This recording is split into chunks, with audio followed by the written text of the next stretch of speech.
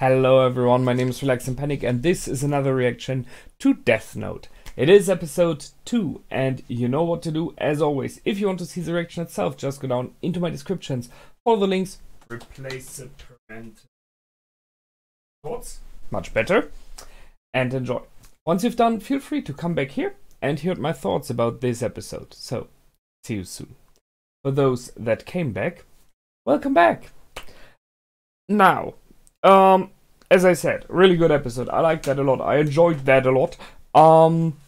So we finally have an adversary. We have an enemy, someone that Yagami can confront and clash with, and someone who is clearly clever enough to do it.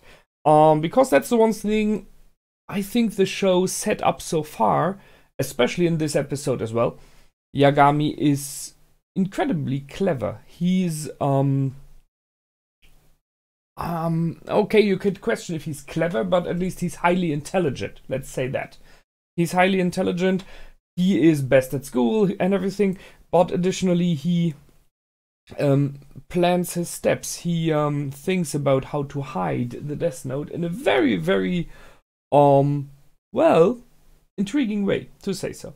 So, let's see. The episode is called Confrontation. And I think that fits quite a lot, because we finally meet L, who is not in this picture, just his symbol. And the guy that we see is Vatari, so he's the one that has a direct connection towards L, brings in the laptop in the end, right? So, apart from the fact that L is kind of the super mystery solver all over the world, and Interpol is working with him, and even Interpol does not know who he is, which is questionable in real life, but okay. I mean, it's for the sake of the story, it's a cool idea. That reminds me a lot of other series in the past where you have like this one special agent, this one super intelligent or super good spy or whatever kind, or detective who solves these cases that no one else is able to solve. So they go into this regard, and I like it because they were always pretty cool, those series. I liked that a lot. It was about solving mysteries, but this time we see the mystery partially from the other side, because we know the answer, we know who it is that L is searching, and the interesting thing is to see now, what will L do, what will he set up to catch Light. By the way, L and Light, nice as well. So we meet him finally, and although there's some like surprised by him appearing, it makes sense. I mean, it is a real mystery here. If you do not know that this Death Note exists, and you can be more neither sure it's not an organization behind it, you know, which, I don't know, like puts poison that is unknown yet into the drinks of all those that died, then you will be interested in finding out, how does someone kill from afar, and does he need planning and time before? And that is something that in this one episode L got already solved. I mean, I really have to give it to him. It was really good. He played Light to the wall, and he played him like a piano, right? Because he knew that he's in the Kanto region, so he just broadcasted there, which is clever, really is. So by that he could double check that and make sure whoever the murderer is, he is in that region. He got that. Additionally, he found out, is there really a murderer or not? Which was the big question in the beginning. Is that some kind of strange happening, or is it someone really doing it? And by Light reacting to the video, he now knows there is someone or an organization, but it is human-made, right? And the third thing which he found out, and I think that is the most important one, is he needs no time of preparation to kill, so he just needed to see the person that died then on live on screen, just needed to see him, maybe the name as well, right? But he was on video on the camera, on TV, and then he died. And if he was clever enough, he possibly even, and I think he possibly even wrote down a time, right? When did the video start, and when did my fake version die? And then he should have somewhere around those 6:40. Possibly he will be going for 7 minutes, something like that. You cannot be sure in the beginning. So that's a lot he already knows now.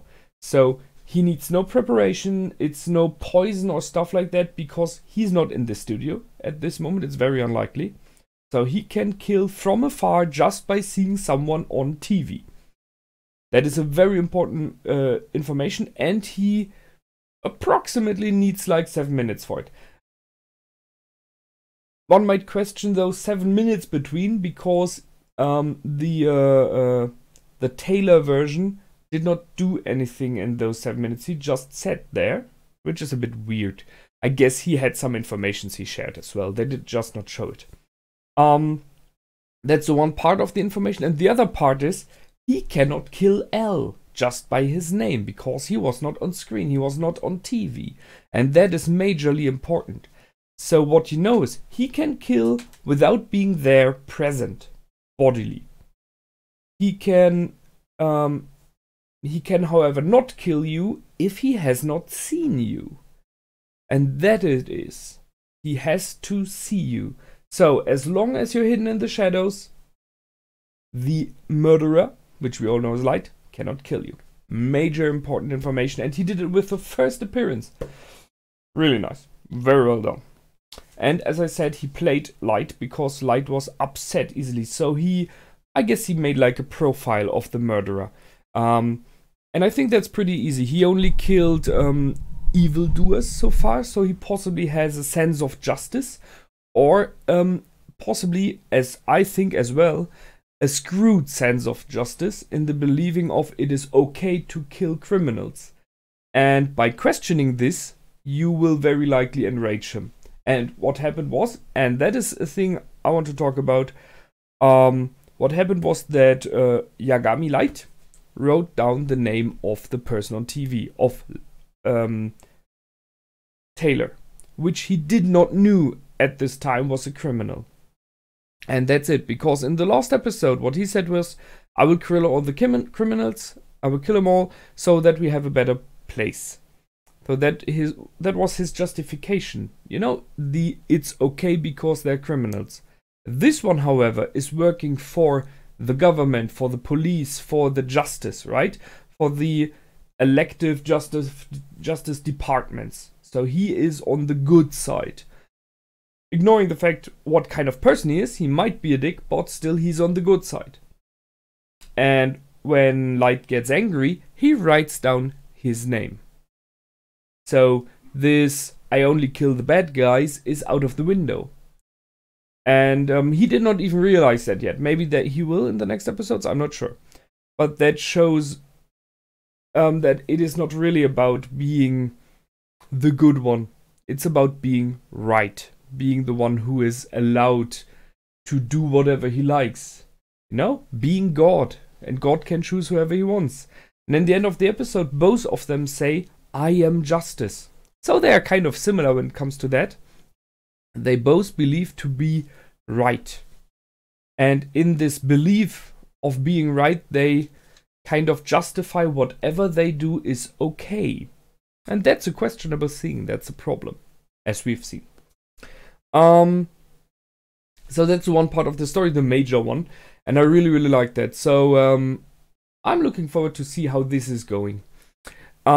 But then there's a smaller part in the story here as well. So apart from the fact that Ryuk is floating next to Light all the time, which is pretty funny, we have a little sister appearing as Sayako, if I got that correct. And the fact that the Death Note is a bit of a problem if you touch it. So if you touch it, you can see Ryuk. So there will be for sure someone in the future this moment when someone touches it. I'm pretty sure.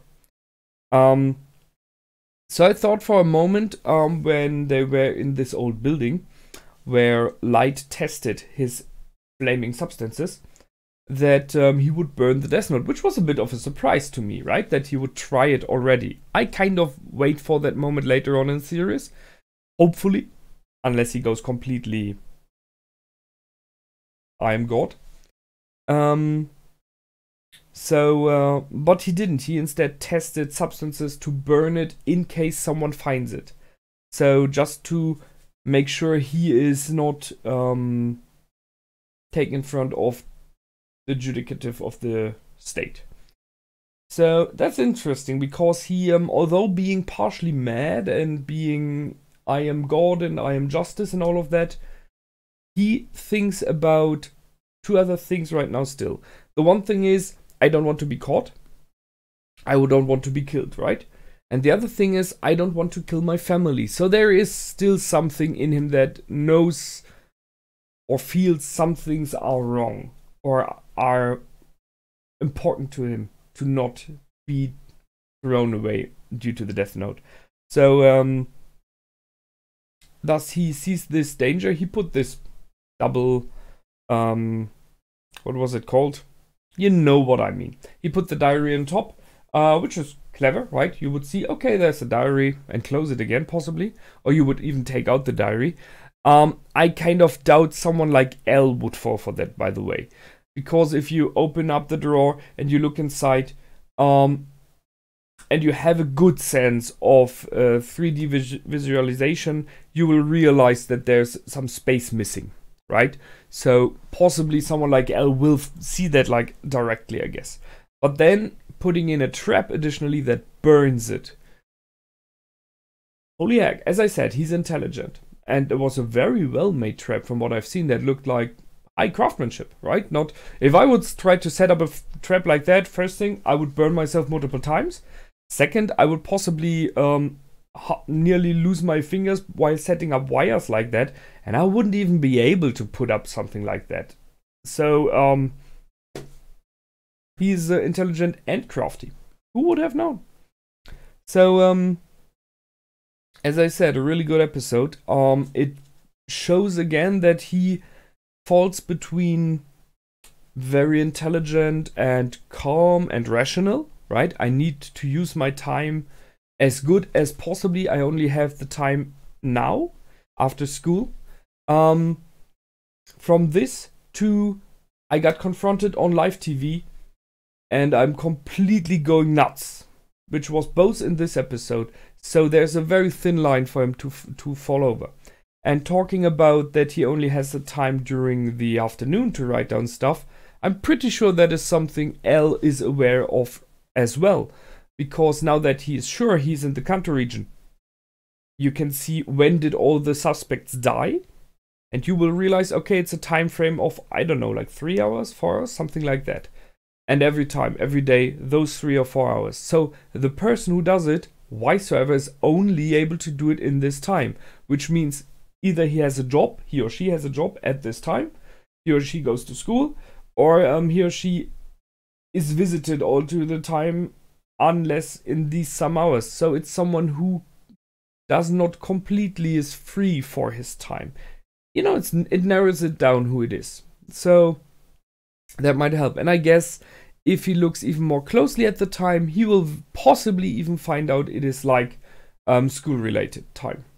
You know, you normally do not work shifts that are exactly like the school shifts are. Just saying, unless you're a teacher.